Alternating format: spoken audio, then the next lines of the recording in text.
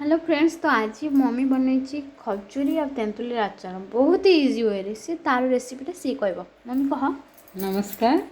खजुरी को आम ने अध किलो खजुरी 100 ग्राम तेंतुली आ गुड़ 300 भाया 300 गुड़ नहीं कौन करिया ना गोटे कड़े गैस लगे बसईदे सोरिष तेल टे पकईदे पंचफुटन फुटेदे पंचफुटन फुटेकी भूषंग पत्र बास्ना हम भूषंग पत्र देकी आउ गुड़ देकी पानी देकी पाग करदे पाग करके पकईदे टे तेंतुली मंड खजुरी सब पकईकी घाटी पाग करदे मसला मसली गुंड करके पकईदे लंका गुंड भी देदेबा से जीरा मेथी पाउडर करदेबा लुण टिके देकी ऐड करके घाटिकी बहुत शीघ्र उपाय हो सोरिष तेल देकी घाटी देबा आगला आचार ठंडा हो पुणी बोतल पूरे देवा।